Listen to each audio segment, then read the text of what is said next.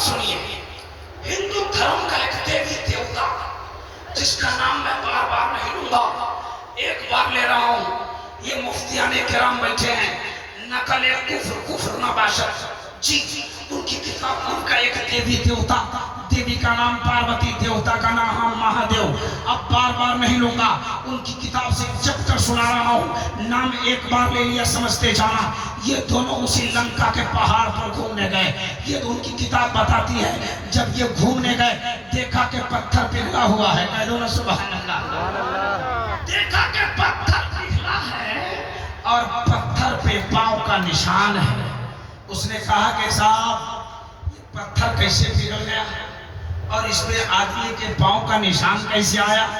تو اس کے دیوتا نے اپنی کتاب میں پڑھ کے کہا کہ یہ کسی اور کا پاؤں نہیں ہے، یہ منو آدم کا پاؤں ہے۔ کس کا پاؤں ہے؟ آدم علیہ السلام کا پاؤں ہے۔ تو اس پلٹ کے دیوی نے کہا کہ آدمی سے کہیں پتھر پگھلتا ہے؟ اس نے کہا یہاں پگھلا ہے اور ایک بچہ آنے والا ہے جو آئے گا تو اس کے بولنے سے پتھر بولے گا، سبحان اللہ، یعنی صدردیپ میں پگھلا ہے اور مکہ میں بولے گا، سبحان اللہ سبحان اللہ۔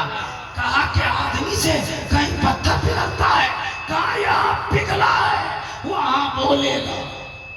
سیٹی بند کرو بھائی، اچھے لوگ سیٹی نہیں بجاتے ہیں، آواز بڑھانے کو کہہ رہا ہوں تو آپ سیٹی بڑھا رہے ہیں، بہرحال مائک آپ کا ٹھیک ہے۔ کہا یہاں پگھل گیا ہے وہاں بولے گا۔ اچھا بات بتاؤ، مکہ میں پتھر بولا کہ نہیں بولا؟ بولا نا؟ ابو جہل لے کے آیا کہ نہیں آیا؟ میرے مصطفیٰ نے کلمہ پڑھایا کہ نہیں پڑھایا؟ سنیے نا، اب ذرا پوری بات سنیے گا تو ایمان مچل جائے گا، ایمان کی کھیتی میں ہریالی پیدا ہو جائے گی۔ آپ تو ہمارے علماء سے سنتے رہتے ہیں، کبھی حدیث سنتے ہیں، کبھی قرآن سنتے ہیں، کبھی علماء کی تصنیف سنتے ہیں، کبھی علماء کا بیان سنتے ہیں، لیکن آج سن لو ان کی کتاب سے، قسم خدا کی ایمان تازہ ہو جائے گا۔ یہی تو میرے مصطفیٰ کی عظمت ہے، یہی تو میرے مصطفیٰ کا مقام ہے، یہی تو میرے مصطفیٰ کا رتبہ ہے۔ کتابیں دنیا کی ہوتی ہے، تذکرہ میرے مصطفیٰ کا ہوتا ہے، تصنیف کوئی اور کرتا ہے، لکھتا کوئی اور ہے، لیکن بولی مصطفیٰ کی ہو جاتی ہے، قلم ان کا ہوتا ہے، تذکرہ میرے مصطفیٰ کا ہوتا ہے۔ کہا اچھا کہاں بولے گا؟ تو کہا مکہ میں بولے گا۔ کہا کس کے آنے سے بولے گا؟